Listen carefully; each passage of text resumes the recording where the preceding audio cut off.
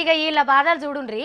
గుడుంబ బంద్ చేసి తాగుబోతుల కడుపుల మీద కొడితే వాళ్ళు ఎంత ఫీల్ అవుతుండ్రో తెలియదు కానీ గుడుంబ బంద్ చేస్తే గీళ్ళు మాత్రం మస్తు ఫీల్ అవుతుండ్రు. కడుపుల మీద కొట్టిండ్రని కండ్ల పుంటి నీళ్లు తీసుడే తక్కువైంది. ఎన్నేషాలేసినా కూటికే ఏం తిన్నా కడుపుకే.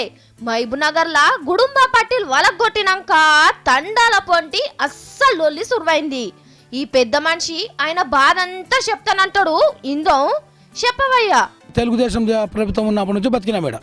సారా మేము అమ్ముకునే బతుకుంటాం. ఇప్పుడు పని చేయమన్నారు, పని చేసుకున్నాం. ఆహా, సమైక్య రాష్ట్రంలోనే సారా దందా సురువు చేసిండ్రులే. దందా మంచిగానే నడిచినట్టున్నది. ఇన్నేళ్ళు అదే చేస్తున్నామంటే ఒక 5-6 మంది అమ్ముకొని బతుకుంటామే. కాకపోతే మొత్తం బంద్ చేయమన్నారు, బంద్ చేసుకున్నాం. గవర్నమెంట్ నుంచి రూల్స్ లేదు కాబట్టి బంద్ చేసుకున్నాం.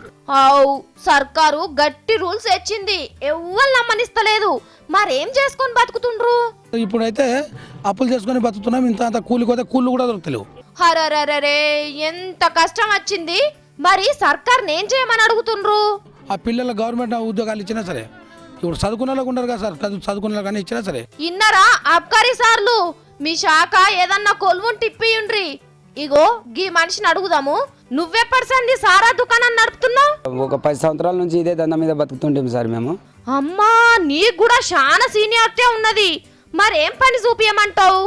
మాకు లోన్ లేదో ఏదైనా ఒకటి చూపిస్తే మేము మాకు దారి దొరుకుతుంది కదా సార్. ఇగో గిట్లా గుడుంబగాసుడు బంధు పెట్టినోళ్ళు మాకేం బతుకు తెరువు చూపిస్తారు అని అడుగుతుండ్రు. ఆఫీసర్ల మాట కాదనకుండా గుడుంబాన్ని వదులుకున్నారు. మరి అదే ఆఫీసర్లు ఏదన్నా తొవ్వ చూపియాలి కదా. చూడాలే మరి వీళ్ళతోని ఏం పని చేపిస్తారో.